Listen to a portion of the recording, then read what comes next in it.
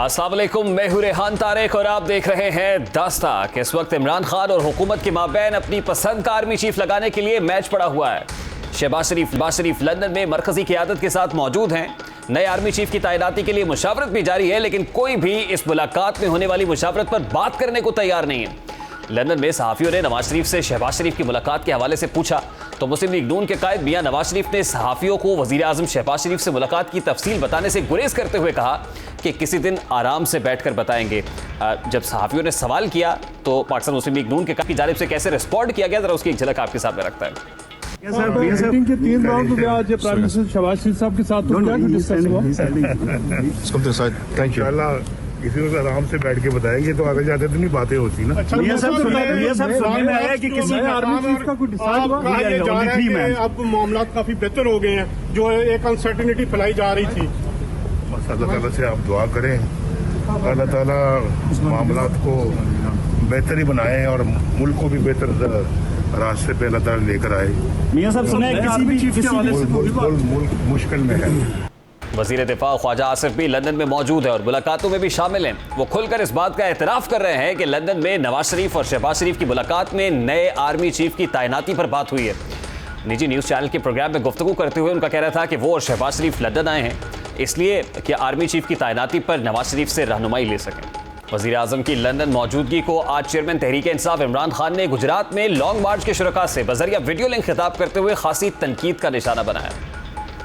आदमी बैठ के तो मुल्क के फैसले कर रहा है, तो बुराई में बुरी चीज क्या है फिर? और वो जाके आज इस मुल्क के मुस्तकबिल के फैसले कर रहा है। दूसरी जानिब आर्मी चीफ भी अपने अलविदाई दौरे कर रहे हैं। कल उन्होंने मंगला और सियालकोट गैरिजन का दौरा किया, जिसकी तस्दीक खुद पाकिस्तानी फौज के शोबा ताल्लुकात आमा यानी ISPR ने की है, जिसने आर्मी चीफ की एक्सटेंशन के हवाले से फैली तमाम कयास आराइयों को मुकम्मल ख़त्म कर दिया है। गुज़श्ता रोज़ से एक खबर जो PTI ने इदारों पर इल्ज़ामात की हकीकत से के हवाले से की, उससे हवा निकाल दी है। Chairman Tehreek Insaf mister X, Y और बाद में Z के इस्तारे इस्तेमाल करके इदारों पर इल्ज़ामात लगाते रहे हैं, लेकिन अब उन्होंने डायरेक्ट नाम लेकर इल्ज़ामात लगाने शुरू कर दिए हैं। एक आला आर्मी अफसर का नाम तो वो अपने ऊपर हुए हमले की FIR में भी लिखवाना चाहते हैं, लेकिन अब इंकशाफ हुआ है कि उनके पार्टी रहनुमा और उनके करीबी साथी 1-2 बार नहीं 3-3 बार उनके कहने पर अफसर से मिल चुके हैं। कल निजी टीवी के एक टॉक शो में इमरान खान के दरीना साथी मेजर रिटायर्ड खुरम हमीद रोखड़ी ने इंकशाफ किया कि उन्होंने इमरान खान के कहने पर उस अस्करी अफसर से 3 मरतबा मुलाकात की। तीसरी मुलाकात में रहनुमा तहरीक इंसाफ सलमान अहमद भी मौजूद थे। कौन है और क्या इंकशाफ कर? मेजर जनरल फैसल नसीर से मुलाकातों की तस्दीक खुद इमरान खान के करीब रहने वाले गुलकार और रहनुमा तहरीक इंसाफ सलमान अहमद भी हमारे प्रोग्राम में कर चुके हैं। उनका हमारे शो में क्या कहना था, जरा वो भी आपके सामने रखता है। मैंने डायरेक्टली मुखातिब किया और उनको वो ये क्यों 3 चीजें हैं जिसकी वजह से मैंने मुखातिब किया, और वो अगर आप अपने व्यूअर्स को दिखा सके वीडियो तो सारी बातें मैंने उसमें कह दी हैं। और उसमें वो ये है कि जब हमारी मीटिंग हुई थी आपने जो मुझे कहा था उसके बरक्स सब कुछ हुआ है। खुरम हमीद खान रोकड़ी के इंकशाफ के बाद अब तहरीक इंसाफ के दीगर रहनुमा उनसे इजहार लाताल्लुकी करते दिखाई दे रहे हैं और पूछ रहे हैं कि ये कौन है। इन रहनुमाओं में फवाद चौधरी और शहबाज गिल भी शामिल हैं। शहबाज गिल ने ट्वीट करते हुए पूछा कि ये साहब हैं कौन, ना कभी पहले देखा न सुना, इनके बारे में अल्लाह जाने कौन कौन रहनुमा तहरीक इंसाफ बनकर सामने आएगा। जबकि फवाद चौधरी का कहना था कि ये कौन है, जिसके बाद सोशल मीडिया पर खुरम हमीद रोकड़ी की इमरान खान के साथ तस्वीर और वीडियो शेयर होना शुरू हुई, जिसमें से एक वीडियो कुछ महीने कबल की है जिसमें इमरान खान ने आज़ाद कश्मीर का विजिट किया। उस वक्त वज़ीर आज़म कश्मीर के साथ मेजर रिटायर्ड खुरम हमीद रोकड़ी भी उनके इस्तकबाल के लिए मौजूद थे। इस वीडियो में क्या देखा जा सकता है, ज़रा ये वीडियो आपके सामने रखते हैं।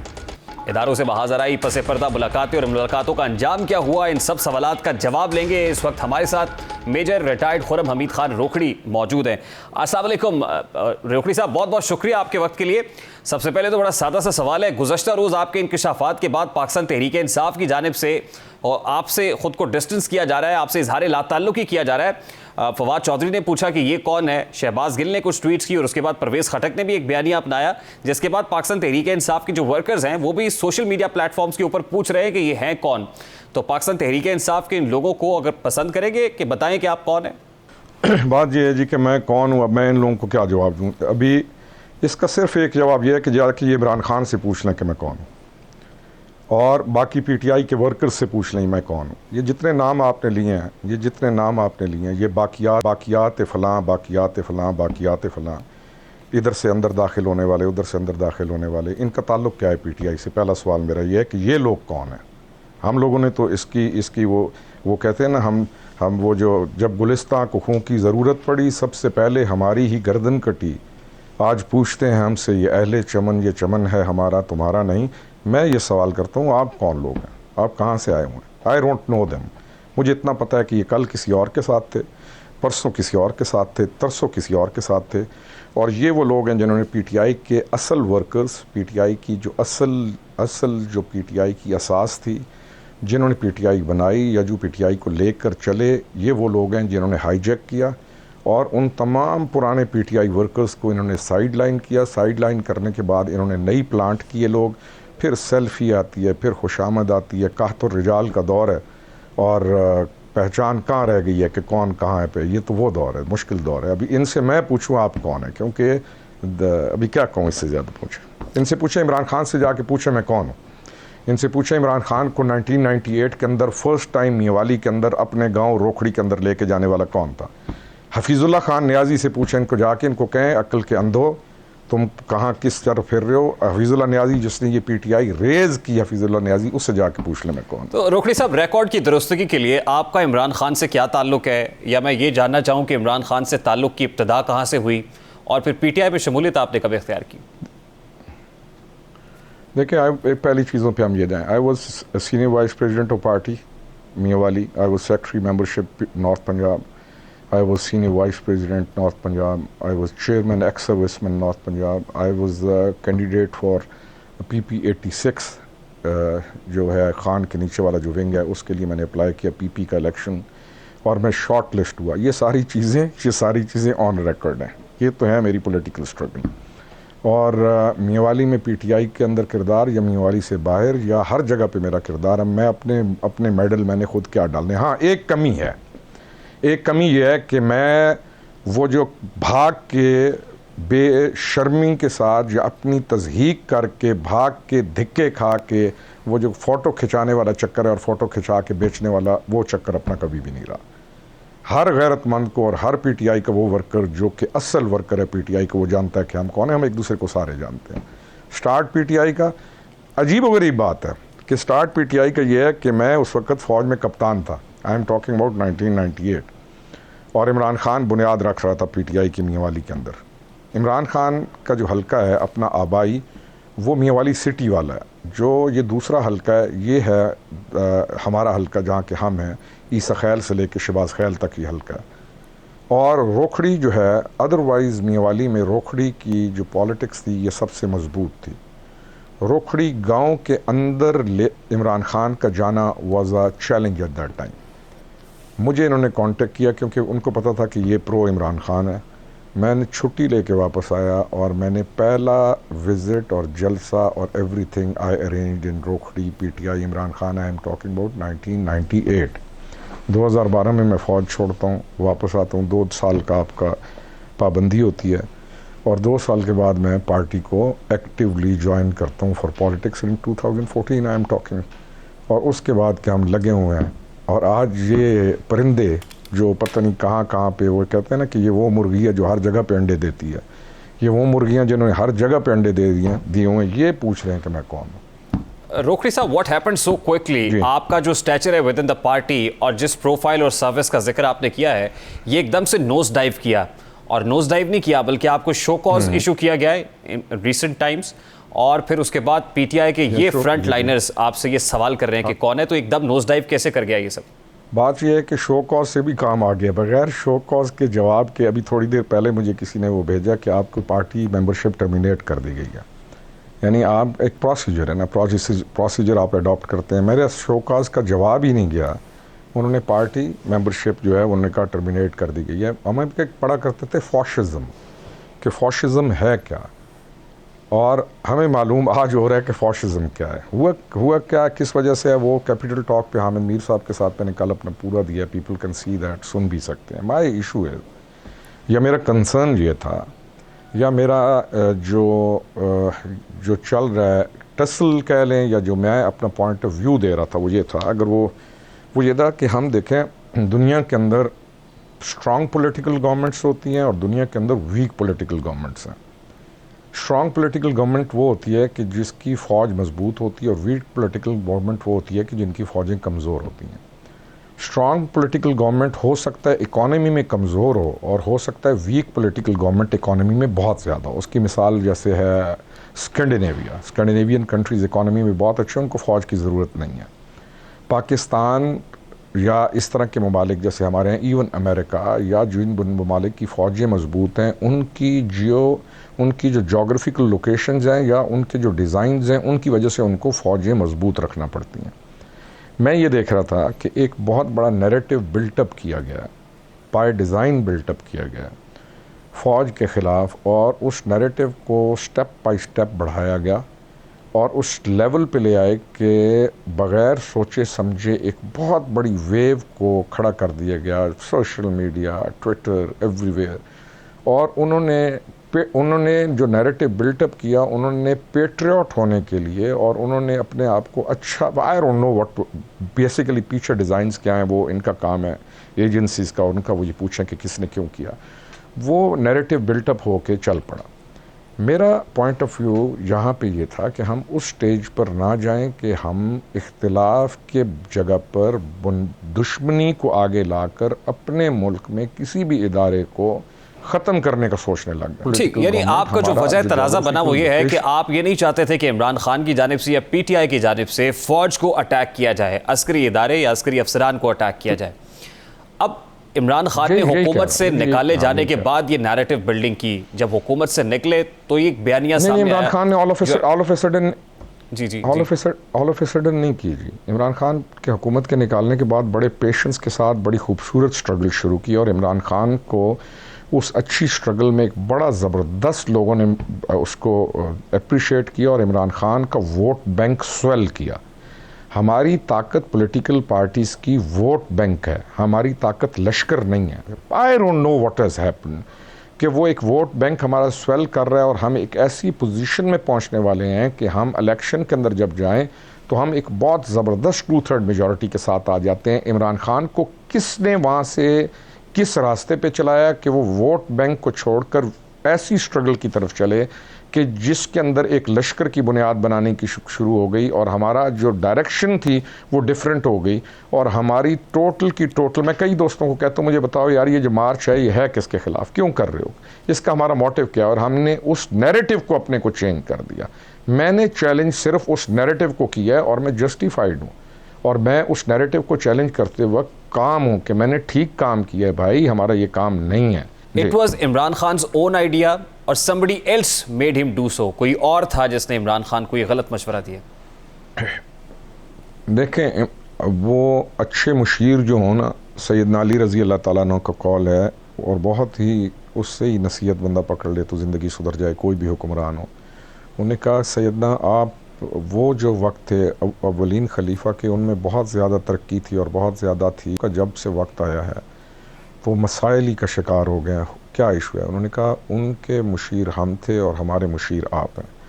ये दुनिया का कदीम असूल है कि जो बादशाह होता है या जो हुक्मरान होता है, उसके इर्द गिर्द के जो लोग होते हैं, अगर वो ठीक हों तो उसको वो सोना बना देते हैं, और अगर इर्द गिर्द उसके ऐसे लोग लग जाएं तो वो सोने को भी पीतल बना देते हैं। ये मेरा जवाब है। ठीक, यानी आप ये समझते हैं कि इमरान खान के मुशीर ठीक नहीं है। मैं इस तरफ आता हूँ कि आपका इशारा किसकी तरफ है। 100% समझते नहीं है। मैं समझता नहीं। मैं आपको ओपनली डिक्लेयर कर रहा हूँ कि वो लोग हैं जिनका ना PTI से को लेना देना, ना इमरान खान से। कोई कहीं की बाकियात है, कोई कहीं की बाकियात है। मुझे आप PTI के ओरिजिनल लोगों को दिखा दें हैं कहाँ पे। तो फिर रोकड़ी साहब आधा सच ना बोलें, पूरा सच बोले, मेरी आपसे रिक्वेस्ट है। फैसल वाडा साहब को भी हमने ये कहते हुए सुना कि 2 लोग हैं जिनका ताल्लुक PTI से नहीं, बड़े खास लोग हैं। 3 ऐसे हैं जो कीड़े मकोड़े हैं। नहीं, सुन ले फवाद, मैं अभी आपके सामने, मैं फवाद चौधरी कह रहा है कि मेजर खुरम कौन है। ये जो शहबाज गिल है ये आया कहाँ से है? फवाद चौधरी कल तक मार्शल की पैदावार उसकी गोद में बैठ के आज इमरान खान के साथ बैठ के वो कर क्या रहा है?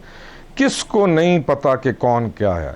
पूरा सच आधे सच वाली बात ही नहीं है, मैं बोलता ही सीधी बात हूँ। मेरा तो मैं और मुझे क्या मिलेगा गलत बात कह के। आप इनकी इस वक्त मेरे कल के उस इंटरव्यू के बाद जो रिएक्ट कर रहे हैं और जिसको मौत पड़ी हुई है, आप ट्विटर पे चले जाएं, ये सारे हजरात कौन हैं? किसी संजीदा आदमी को जो पुराना पार्टी का वर्कर है आप देखेंगे वो ये बात कर रहा है।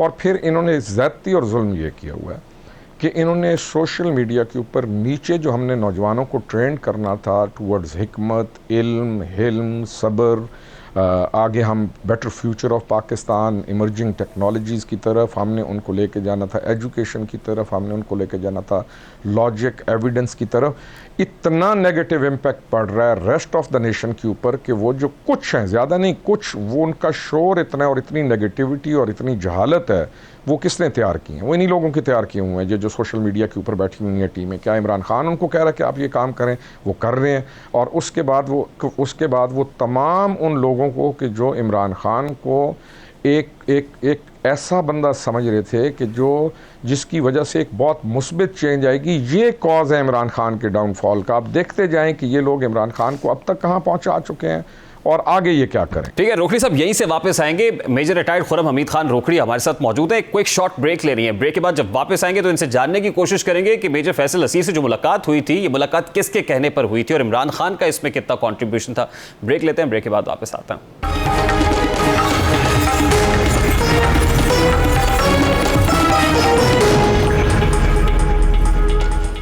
Welcome back. Major retired Khurram Hameed Khan Rokri हमारे साथ मौजूद हैं। ब्रेक पर जाने से पहले एक सवाल उनके सामने रखा था, सवाल का जवाब लेने की कोशिश करते हैं। रोकड़ी साहब, ब्रेक पर जाने से पहले जानने की कोशिश कर रहे थे कि एक तरफ तो इमरान खान साहब अस्करी इदारों पर अटैक कर रहे थे, दूसरी तरफ उनसे ताल्लुकात उस्तवार करने के लिए आपको भी कह रहे थे।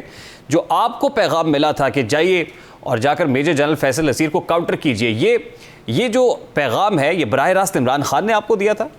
देखिए, मैं इमरान खान के दो चीज़ें हैं।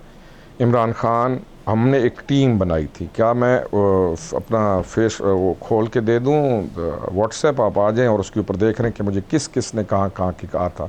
मैं किस का, यानी कि मैंने कोई इनके कटहरे के अंदर खड़े होकर कहने चैलेंज करना है। This all was done with his consultation, all was done. अब मैंने प्रूफ जिस वक्त देने होंगे मैं दे दूंगा। मेरे लिए मेरा अपना करैक्टर, मैं बार बार कहता हूँ, वो ज़्यादा अहम है।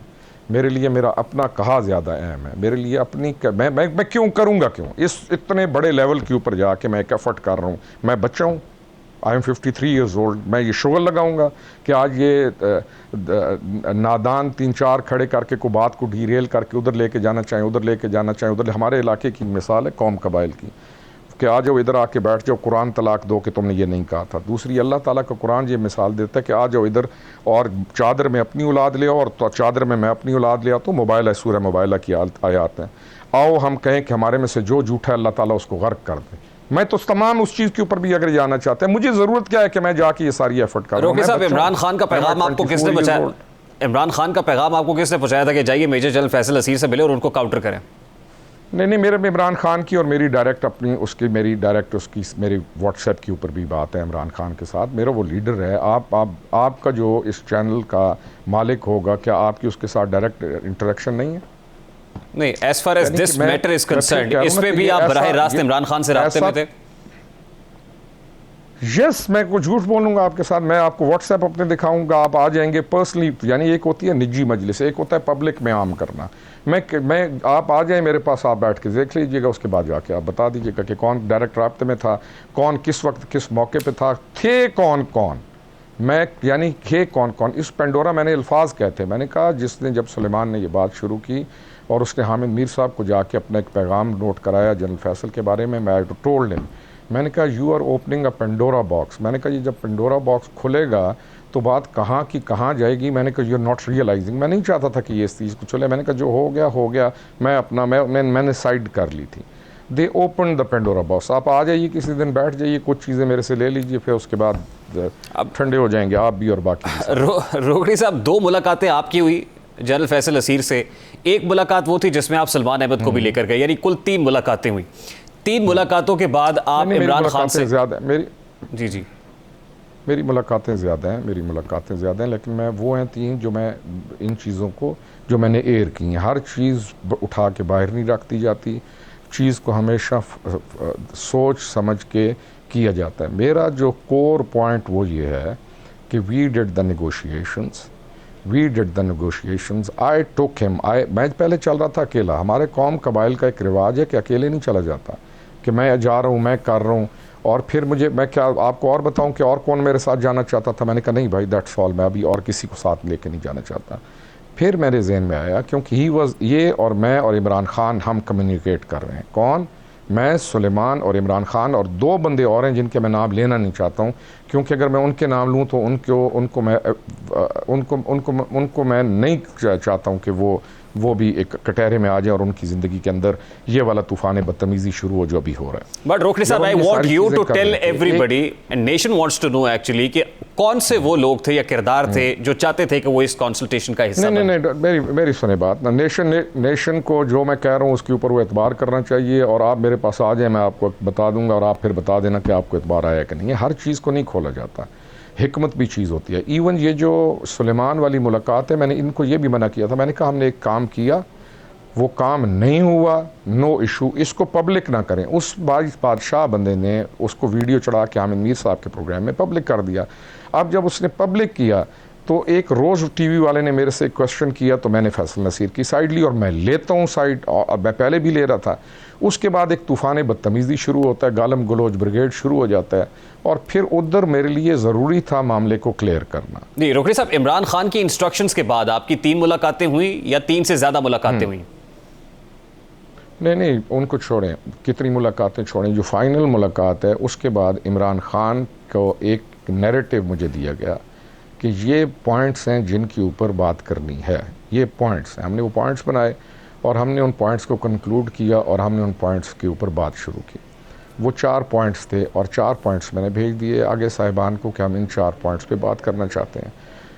अब this is the most important thing which you have to understand and rest as well. उन 4 पॉइंट्स को जब हमने भेज दिया तो आगे से हमें आया कि देखें, हमारे लिए जो उनका था, जो कि हमारे लिए तमाम पार्टीज़ को हमारी ये आइनी इदारा है, we have to look after all the parties. लोगों की वजह से लोग अहम हैं, हम आप मुलाकात करते हैं, आप टाइम दें। उन्होंने कहा नॉट आवर प्लेस, ना खान साहब के पास। उन्होंने मुझे कहा कि आप कोई भी जगह मुंतखब करें और हम वहाँ पे मिलते हैं। मैंने सेम ये नैरेटिव भेज दिया कि मिलते हैं। उसके बाद मुझे बुलाया जाता है बनीगाला कि आप अपॉइंटमेंट है, आप आ जाएं। मुझे बनीगाला बुलाया जाता है अपॉइंटमेंट पे। मैंने पौधे लगाने थे वहाँ पे जाके, या मैंने वहाँ पे जाके सेल्फ़ी बनवानी थी। मेरी एक अपॉइंटमेंट रखी जाती है, ऑन रिकॉर्ड है, बंदे भी मौजूद हैं। एक अपॉइंटमेंट रखी जाती है, उस अपॉइंटमेंट को जब मैं इस दिन को पहुंचता हूँ वो कैंसिल होती है, मुझे नहीं मिलने दिया जाता। बाय डिज़ाइन मुझे अवॉइड किया जाता है। मैंने कहा ये जो नीचे लॉबी फिर रही है ये मुझे नहीं मिलने दे रहे। मेरे लिए ये नई चीज़ नहीं थी, क्योंकि हमारे पार्टी वाले ये जानते हैं कि ये क्या मैं कह रहा हूँ। दूसरी दफ़ा मुझे बुलाया जाता है, मैं दूसरी दफ़ा आता हूँ, यही सुलेमान यही कर रहा है, और मैं इसको कह रहा हूँ कि तुम गलत कर, यानी वो एक अलग चीज़ है, उसको मैं डिस्कस नहीं कर रहा, यही कर रहा है। शिबली को कहा जाता है, शिबली अपने नीचे वाले को कहता है शिबली फराज। उसके बाद ये मुझे दोबारा बुलाया जाता है, आप आएँ। जब इनका नीचे एक सलमान नामी आदमी है, और ये सुलेमान वो सलमान बहरहाल ये कर रहे थे, मुझे बुलाया जाता है। दूसरी दफ़ा मैं आता हूँ, मेरी मुलाकात नहीं रखी जाती। तीसरी दफ़ा मैं बैठा हूँ इस्लामाबाद से को 2-2.5 घंटे दूर, मुझे फिर रिंग आता है कि आप कल आ जाएँ। जब सुलेमान कर रहे हैं इमरान खान के साथ बात, और मुझे कहते हैं आप आ जाएँ। मैंने कहा अब मैं नहीं आऊँगा, मैं 2 दफ़ा आके वापस चला गया हूँ। अब जब तक तुम कंफर्म नहीं करोगे, क्योंकि मैं आता हूँ, नीचे वाला को स्टाफ में से बंदा कहता है कि आज टाइम नहीं है, आज कोहाट चले गए हैं, आज करक का जलसा है, कल मुलाकात होगी या फलाना। जब तक तुम मुझे 100% कंफर्म नहीं करोगे मैं नहीं आऊँगा। नेक्स्ट मॉर्निंग ही सेज़ कि जी कंफर्म नहीं होगी। मैंने कहा मैंने यही कहा था, thank you very much. Now what you get out of all this? क्या मैं गलत कह रहा हूँ? मुझे गलत कहने की ज़रूरत क्या है? मुझे ये बताएं। या मैं ये इतने बड़े लेवल के ऊपर इतने बड़े लोगों के साथ ये जो चीज़ें तय कर रहा हूँ, मैं कुछ शुगल लगा रहा हूँ? रोकड़ी साहब, शुगल है। कौन चाहता था कि खुर्रम हमीद खान रोकड़ी की मुलाकात इमरान खान से ना हो? इस पार्टी के अंदर जो भी इमरान खान के साथ बैठे होते हैं वो सारे चाहते हैं कि कोई भी दूसरा आदमी एंटर ना हो। कौन? खुर्रम हमीद नहीं, किसी भी बंदे को ये घुसने तो दें अंदर। अच्छा, ज़रा ये बताते हैं कि इससे पेशतर कि आपकी मुलाकात इमरान खान से होती, किसी और की मुलाकात इमरान खान से हो गई, तो वो कौन था जो इमरान खान से मिला था? हो गई जी, हो गई। वो जी बड़े बंदे मिलते हैं, जिस बंदे को जिस बहरहाल ठीक है, जिसकी भी हो गई। नहीं, लेकिन वो को खास आदमी था ना आप लोग जो है ना आप लोग, मैं कई दफ़ा कहता हूँ कि मीडिया को साथ चलाया करें। मीडिया एक ऐसा इंस्टीट्यूशन है जिसके पास वो खबरें होती हैं जो हमें भी नहीं होती, और मेरे पास भी जो खबरें होती हैं, मेरे जो दोस्त मीडिया वाले हैं, मुझे उन्हीं से ही मिलती हैं जी। वो कोई ख़ास आदमी था ना जो इमरान खान से मिला था और जो चाहता था कि आपकी मुलाकात ना हो, यानी जब मामला ठीक हो रहे थे, राह हमवार हो रही थी, मुलाकात होने जा रही थी, एट दैट वेरी टाइम कोई आता है और खान साहब को रोक दिया जाता है। ये प्लॉट कौन बना रहा था, ये डिज़ाइन किसका था? मैं आपको बताऊं, मैं अक्सर कहता होता हूँ कि मैं गुमान की बुनियाद पे हुक्म नहीं लगाता होता हूँ, गुमान की बुनियाद यानी अंदाजे नहीं लगाता हूँ। जो भी गया, जो भी हुआ, मेरा ये है कि मैं नहीं मिल सका हूँ। बाकी कौन गया, किसने रुकवाया, क्यों रुकवाया, और क्यों जानूं, साईं जानूं ते गाई जानूं। नहीं, लेकिन रोखड़ी साहब ये समझाएं ना सर, ये समझाएं कि पहले रोखड़ी साहब को तैयार किया जाता है कि जाओ जाके उसको काउंटर करो, मुलाकात करो, जब आप जाके मिलते हैं, मुलाकातें कर लेते हैं, मामला ठीक करते हैं, फिर एक मुलाकात भी तय हो जाती है एक न्यूट्रल वेन्यू पे, तो आपसे मुलाकात को ये एब्सोल्युटली नॉट कह दिया जाता है आपको। इसके पीछे क्या हिकमत कार फरमाते? अल्लाह आलम। ये पूछा आपको ये चीज़ इमरान खान से पूछनी चाहिए, उनको कहें सुलेमान ये सारे बैठते हैं, उनसे पूछनी चाहिए। He is the one two answer this thing. मैं अंदाजे नहीं लगाता हूँ, नहीं की उन्होंने, उनकी मर्ज़ी, नहीं करना चाहते होंगे, कुछ और करना चाहते होंगे। पहली मुलाकात थी, उसके अल्फाज थे कन्फ्रंट हिम। पहली मुलाकात क्या थी? Confront him. वो कहानी और थी। फिर अगली मुलाकातें वो ये थी निगोशिएशन वाली, कि मिलना चाहिए। अच्छा रोखड़ी साहब, यहाँ मैं आपको रोकूंगा, मुझे ब्रेक लेने का कहा जा रहा है। क्विक शॉर्ट ब्रेक लेते हैं जी, ब्रेक के बाद वापस आएंगे तो गुफ्तगू को कंटिन्यू करेंगे। हमारे साथ रहिए।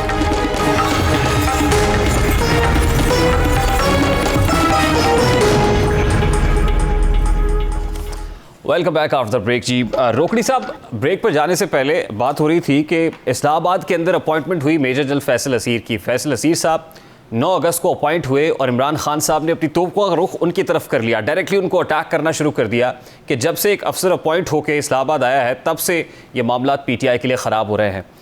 बड़ा सादा सा सवाल है, मेजर जनरल फैसल नसीर से इमरान खान इतने इनसिक्योर क्यों थे? उनके अदम तहफ़्फ़ुज़ की वजह क्या थी?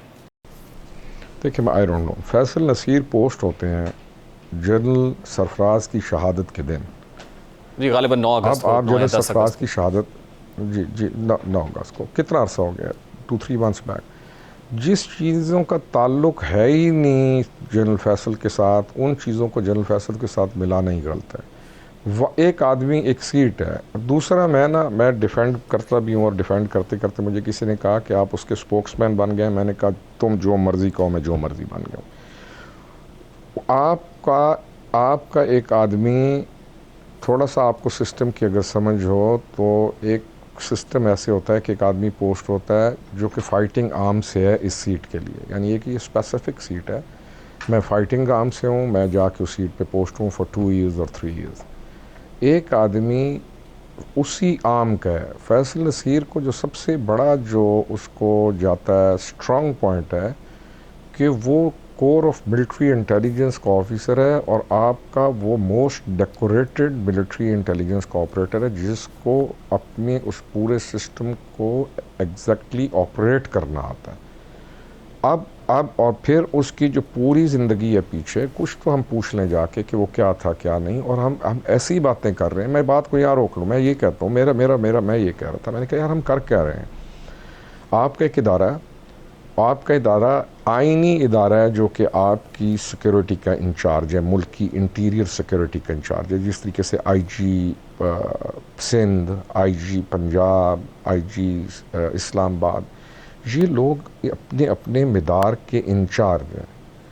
आप ये जो इदारा है, फिर फ़ौज में से एक मोस्ट इम्पॉर्टेंट तरीन आईनी इदारा है, हम उसको हम जब टारगेट कर रहे हैं, हम दुनिया को बता क्या रहे हैं कि हम क्या कर क्या रहे हैं। और फिर आप अगर मैं एक आदमी है, आपने कॉन्सेप्ट दिया या आपने एक बात की, और मैं अगर आपके नज़रिए से इख्तिलाफ़ कर लूँ, यानी मैं कहूँ आप कहें कि ये जी इस बंदे ने ये लैंप तोड़ा और मैं कहूँ नहीं ये इस बंदे ने नहीं तोड़ा, हम इसको इन्वेस्टिगेट हमें प्रॉपर करना चाहिए, ये बंदा नहीं ऐसा करने वाला। मुझे बताएं कि मेरा नज़रिए इख्तिलाफ का मतलब ये है कि मैं मुर्तद हो गया हूँ पीटीआई से, या मैं काफिर हो गया हूँ, या मैं वाजिबुल कत्ल हो गया हूँ। यानी ये जो शिद्दत पसंदी की सोच है, हमारे इनकल्केशन है, जिसके रिज़ल्ट में चाहे आप मजहबी जमातों के अंदर चले जाएँ, आप अनफॉर्चुनेटली पॉलिटिकल जमातों के अंदर, यानी इस हम नॉर्मल कब होंगे? वाई कांट ये तो पीटीआई की हिस्ट्री भी खास पर्टिकुलरली इन पर्टिकुलर, क्योंकि हम पीटीआई की बात कर रहे हैं कि इख्तलाफ करने वाले की जगह शायद पीटीआई में नहीं है। वो अकबर इस बाबर हो, वो जस्टिस रिटायर्ड वजीउद्दीन हो। नहीं, मैं मान गया, मैं अभी मान गया। अच्छा, मुझे मैं मान गया, मैं डिक्लेयर ठीक ठीक। रोकड़ी साहब ये बताइएगा कि ये जो चैनल आप ऑपरेट कर रहे थे पैरेलल, क्योंकि इमरान खान साहब की तरफ से और फिर पीटीआई के जो मरकज़ी क़यादत है उसकी तरफ से बताया गया कि हमारी तरफ से जो नुमाइंदा है, रिप्रेजेंटेटिव है, वो आरिफ अलवी साहब है। प्रेसिडेंट आरिफ अलवी का जो ऑफिस है वही इसके लिए इस्तेमाल हो रहा है। तो ये जो आप वाला चैनल ऑपरेट हो रहा था, ये पैरेलल हो रहा था या ये खुद कॉन्शियसली फिर कहना पड़ा इमरान खान और उनके साथियों को कि नहीं, हमारी तरफ से सिर्फ आरिफ अलवी एंगेजमेंट? देखिए आरिफ अलवी प्रेसिडेंट है, हम मैं कबायली आदमी हूँ। हम लोग हमारी आदत है कि हम किसी भी भाई का या कोई भी मामला हो तो हम सुलझाने के लिए बीच में कूद पड़ते हैं। ये हमारी नस्ल के अंदर, हमारे खून के अंदर है कि कहीं पे भी दो मामलात ख़राब हों तो हमारी कौमों में से 3-4 आदमी उठते हैं और जाकर उनके अंदर वो मुसालियत करना शुरू कर देते हैं। और ये मेरा किरदार वो वाला किरदार था, मेरा किरदार एक भाई वाला किरदार था, मेरा किरदार एक खैरखा वाला, और इमरान खान की हर लिहाज से उसका ख्याल। मैं एक चैनल और है जिसका मैं अभी तज़किरा भी नहीं कर रहा हूँ और ना अभी करूँगा, एक वक्त आएगा वो भी करूँगा कि मैंने वो कौन सा चैनल ऑपरेट किया और किस तरीके से इमरान खान ने मुझे उसकी इजाज़त दी, और फिर कैसे मैंने उस बंदे को इमरान खान के साथ बिठा के one of the most important person again, और फिर मैं अगेन दूसरी तरफ टॉप लेवल के ऊपर जाके मैंने वो चैनल खोला और उसका रिजल्ट भी क्या निकला, वो चीज़ें छोड़ें। ये मैं एक पार्टी का हिस्सा हूं। नहीं, एक मुलाकात तो चैनल भाजपा की हुई ना प्रेसिडेंट अलवी के साथ, और उसमें प्रेसिडेंट आरिफ अलवी का बड़ा किरदार बताया जाता है। हुई आप उसी मुलाकात की बात कर, किरदार जब बताए, सुने नहीं, ये नहीं, एक और, ये मैं जो कर रहा हूँ ये एक और है, ये और है, उसको लिफ्ट नहीं कराई गई, उस चीज़ को वजन नहीं दिया गया, जबकि सबसे वजनी काम वो था। प्रेसिडेंट आरिफ अलवी की जो मुलाकात है, प्रेसिडेंट आरिफ अलवी ने जब मुलाकात कराई, फिर मुलाकात जब कराई जाती है फिर स्टैंड लिया जाता है, फिर बंदा मजबूत खड़ा होकर, ये काम कौम कबाइल के लोगों का काम है। ये जो जिरगा या ये जो चीज़ें होती हैं ये हर आदमी का काम नहीं है। उस बेचारे ने, प्रेसिडेंट आरिफ अलवी ने मुलाकात कराई, उसके बाद उसने एक को बात की, उसके बाद पड़ गया उसके ऊपर, नॉट रियलाइजिंग वो प्रेसिडेंट है, उसको इतना डराया कि शाम को उसने अपनी स्टेटमेंट चेंज कर ली। रोकड़ी साहब, इस वक्त एक बार फिर जो खबरें हैं मार्केट के अंदर हैं कि प्रेसिडेंट आरिफ अलवी वाला चैनल एक बार फिर एक्टिव हो गया है, आपके पास इस हवाले से क्या इत्तलात है? क्या वाकई कोई चैनल एक्टिव हुआ है, या जैसे आप बता रहे हैं कि उस वक्त आरिफ अलवी के चैनल को खुद ही कामयाब होने नहीं दिया गया तो बिल्कुल फ्लॉप हो गया? हाँ जी, आई डोंट नो कौन सा ये चैनल, ये जाने, मैं फिर कह रहा हूँ साईं जानो ते गाई जानो। सब मल्टीपल चैनल्स भी तो बाज़-औक़ात नुकसानदेह होते हैं। एक चैनल प्रेसिडेंट आरिफ अलवी का था, फिर गाहे ये बताया गया कि असद उमर साहब की मुलाकात होती है, परवेज़ खटक साहब भी मिलते हैं क्योंकि एक्स डिफेंस मिनिस्टर हैं, फिर फैसल वोडा का नाम भी आया, फिर आपकी मुलाकातें भी हुई जैसा कि आप बता रहे हैं। तो ये और कितने चैनल्स जो है पैरेलल चल रहे थे? और मुझे ये नहीं पता, लेकिन अगर ये परवेज़ खटक को रिस्पॉन्सिबिलिटी दे देना और उसके ऊपर एतबार कर जाए, यानी कि आप किसी को भी जब कुछ देते हैं ना तो ये नहीं होता कि तू काम कर, हो गया, यानी हाथ पीछे आधा रख के काम नहीं होता। ये परवेज़ खटक को ही दे देना ये चैनल, या आमिर क्यानी की टीम बना के परवेज़ खटक को, इन लोगों को ये चैनल दे दें और फिर उनके ऊपर पूरा एतमाद करके उनको कहना कि ये चीज़ करो, इनका हल भी निकल आएगा। ये हर चैनल के फ्लॉप होने की वजह क्या है वैसे रोकड़ी साहब? ये कोई एक वजह होगी, कॉमन प्रॉब्लम? मेरे ख्याल में एक एतबार का फुकदान, एक दूसरे के ऊपर ट्रस्ट डेफिशिएंसी, दैट्स ऑल। ठीक है, बहुत बहुत शुक्रिया मेजर रिटायर्ड खुर्रम हमीद खान रोकड़ी, रहनुमा तहरीक इंसाफ। जब प्रोग्राम का आगाज़ किया था तो रहनुमा तहरीक इंसाफ इंट्रोड्यूस किया था, लेकिन रोकड़ी साहब ने ड्यूरिंग प्रोग्राम ये बताया है कि उनको टर्मिनेट कर दिया गया है और उनकी जो मेंबरशिप है वो भी ख़त्म कर दी गई है। बहरकैफ जो रेवलेशंस वो कर रहे हैं और जो मशवरे खान साहब के लिए दे रहे हैं, अगर तो खान साहब इन मशवरों पर अमल करना चाहें तो मेरा ख्याल है कि इसमें ना सिर्फ खान साहब की अपनी बेहतरी है, बल्कि पार्टी के जो खैर खां हैं वो भी उनको यही मशवरे दे रहे होंगे। और जो पार्टी के अंदर पैराशूटर्स हैं जो मामलात ख़राब करते हैं, जिनकी निशानदेही वक्तन फ़वक्तन दीगर लोगों ने भी की है, यकीनन उनको आइडेंटिफाई करना भी पाकिस्तान तहरीक इंसाफ के लिए बहुत ज़रूरी हो गया है। प्रोग्राम का वक्त अपने इख्तिताम को पहुंचा। आपसे मुलाकात होगी इंशाअल्लाह अगले हफ्ते। अपना रखिए ख्याल। अल्लाह हाफ़िज़।